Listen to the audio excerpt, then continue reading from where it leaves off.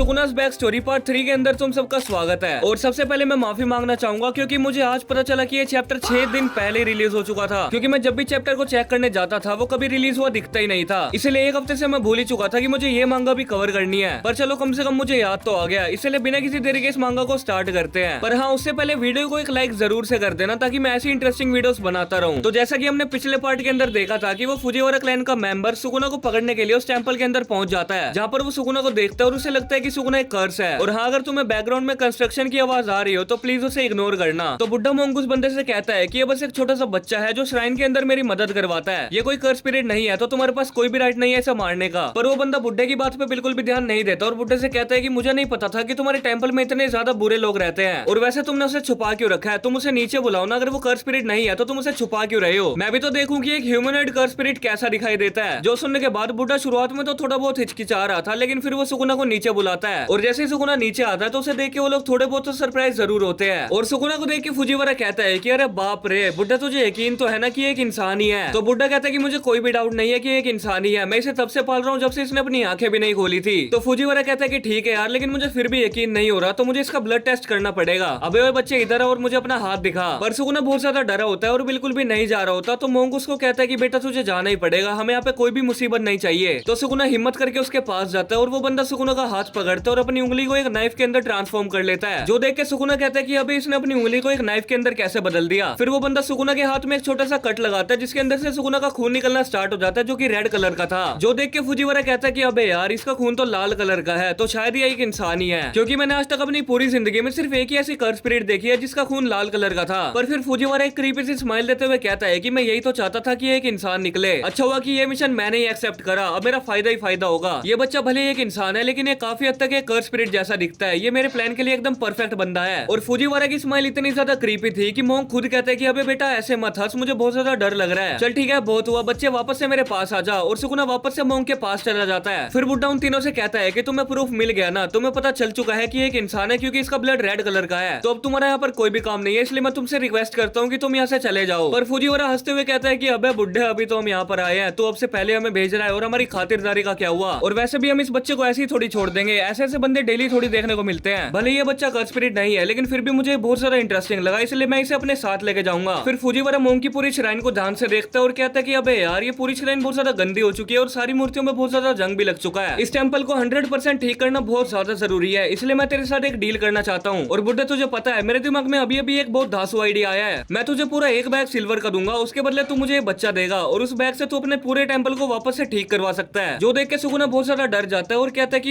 ये मुझे खरीदने वाला है, मास्टर आप मुझे बेच तो नहीं दोगे। पर बुड्ढा कहता है कि अबे घंटा, मैं इसे कभी भी नहीं बेचूंगा, ये कोई फोर सेल चीज नहीं है, ये मेरा स्टूडेंट है। और अगर बात रही पैसों की तो मुझे तो कितना ही ज्यादा पैसा दे ले, मैं कभी भी इस बच्चे को अपने से अलग नहीं करूंगा। फुजिवारा कहता है कि अच्छा यार, मुझे तो लगा था कि एक बैग सिल्वर काफी ज्यादा अच्छी कीमत थी, चल ठीक है अगर तुझे कम लग रहा है तो मैं तुझे अपने 2 बोरी चावल भी दे दूंगा, बिल्कुल हमारे कार्ट के बाहर ही रखे हुए हैं। पर बुड्ढा फिर से मना कर देता है। तो फुजिवारा कहता है कि अबे बुड्ढे तू सच में बहुत बड़ा सिरदर्द है, मैं तुझसे इतनी ज्यादा प्यार से सौदा करने का ट्राई कर रहा हूँ लेकिन तू फिर भी मेरे से चिल्ला के बात कर रहा है, भले ही तू मुझसे उम्र में बड़ा है लेकिन मैं तुझसे ओहदे में बड़ा हूँ, इसलिए थोड़ा तमीज से बात कर। बुड्ढा कहता है कि तू कितना भी जोर डाल ले मैं तेरा ऑफर एक्सेप्ट नहीं करने वाला। तो फुजिवारा कहता है कि अबे तुझे कहा किसने है हमारा ऑफर एक्सेप्ट करने के लिए। फिर फुजिवारा अपने हाथ से एक ब्लेड बनाता है और उससे मोंग को काट देता है। बुड्ढा दूर जाके गिरता है और सुकुना भी बुड्ढे के पास जाता है और बुड्ढे को उठा लेता है। तो बुड्ढा सुकुना से कहता है कि मेरे बच्चे अब मेरा टाइम आ चुका है, अब मैं नहीं बचने वाला, तो अब ये श्राइन तेरा हुआ। अबे बुड्ढे उसका श्राइन तब होगा ना जब वो उन तीनों से बच पाएगा। फुजिवारा के दोनों बंदे सुकुना को पकड़ लेते हैं, सुकुना उनसे बचने का ट्राई करता है लेकिन वो उनसे नहीं बच पाता। फुजिवारा बुड्ढे से कहता है कि अबे बुढ़ाऊ तेरे अंदर बुद्धि की बहुत कमी है, जो तूने इतनी ज्यादा अच्छी डील को रिजेक्ट कर दिया। देख मैं तुझे बिल्कुल भी मारना नहीं चाहता था, तेरी हरकतों की वजह से मैंने तुझे मारा है। पता है मुझे बहुत ज्यादा गुस्सा आता है जब मुझसे कोई कमजोर बंदा मेरे ऊपर हुक्म चलाने की कोशिश करता है। अबे तुम्हारी एज के बंदों को थोड़ा लिमिट में रहना चाहिए, तुम उम्र में बड़े हो तो तुम्हें क्या लगता है तुम कुछ भी कह लोगे और हम सह लेंगे। भाई देखो जो भी हो ये फुजिवारा वाला बंदा कितना ही ज्यादा बुरा हो लेकिन इसने ये बात तो बिल्कुल ठीक बोली है। और दूसरी तरफ हम देखते हैं कि फुजिवारा की वो दोनों बंदे सुकुना को सील करने का ट्राई कर रहे होते हैं, लेकिन फुजिवारा उनसे कहता है कि अबे तुम्हारा दिमाग खराब हो गया है क्या, हमने अभी अभी तो चेक करा था ये कोई कर्स स्पिरिट नहीं है बल्कि ये भी हमारी तरह एक इंसान है, तुम्हारी बुद्धि में बात नहीं घुसती क्या। चलो चलो ठीक है मेरा दिमाग मत खराब करो, इस बंदे को फटाफट से काट के अंदर डालो, हमें ऐसे निकलना भी है। फिर फुजिवारा के दोनों बंदे सुकुना को एक बॉक्स के अंदर पैक कर देते हैं। सुकुना अंदर से ही बोलता है कि भाई मुझे बाहर निकालो, मुझे को सांस नहीं आ रही, पर वो बंदे उसकी नहीं सुनते नहीं, क्या उसे बाहर भी नहीं निकालते। फिर फुजिवारा के दोनों बंदों में से एक बंदा उससे कहता है कि सर जी हमने बुड्ढे को तो टपका दिया लेकिन उसके अलावा यहाँ पे कोई रहता भी नहीं था, तो श्राइन का क्या करना है, अगर हमने इसे ऐसे ही खुला छोड़ दिया तो हमारे ऊपर एलिगेशन इम्प्लीकेशंस भी लग सकते हैं। तो फुजीवारा कहता है कि जला दो इसको और कर ही कह सकते हैं, हमने यहाँ पे जो कुछ भी करा है उसका एविडेंस तो हम यहाँ पर नहीं छोड़ सकते। और वैसे भी ऐसे बुड्ढों को मजा चखाने में मुझे बहुत ज्यादा मजा आता है, क्यों है ना बच्चों। तो उसके बंदे थोड़ा हिचकिचाते हुए कहते हैं कि ऑफ कोर्स सर, ऐसे बंदों को मजा चखाने में हमें भी बहुत ज्यादा मजा आता है, पर ये सब वो अपने दिल से नहीं बोल रहे, वो बस फुजीवारा के डर से ये सब बोल रहे हैं। और अभी इनकी बातें सुकुना बॉक्स के अंदर से सुन रहा होता है, जो कहता है कि मुझे यकीन नहीं हो रहा कि ये लोग श्राइन को जलाने वाले हैं, ये लोग ऐसा नहीं कर सकते, मास्टर अब भी अंदर जिंदा है। पर वो लोग जो बोलते हैं वो कर भी देते हैं, वो पूरे श्राइन में आग लगा देते हैं। By the way panel fan-made मांगा के हिसाब से बहुत ज्यादा अच्छा नहीं लग रहा, और इसके अंदर कोई एआई भी यूज नहीं किया गया। बाय द वे मुझे एआई का नाम लेके ना एक एआई वाला गाना याद आ रहा है, ये वाला।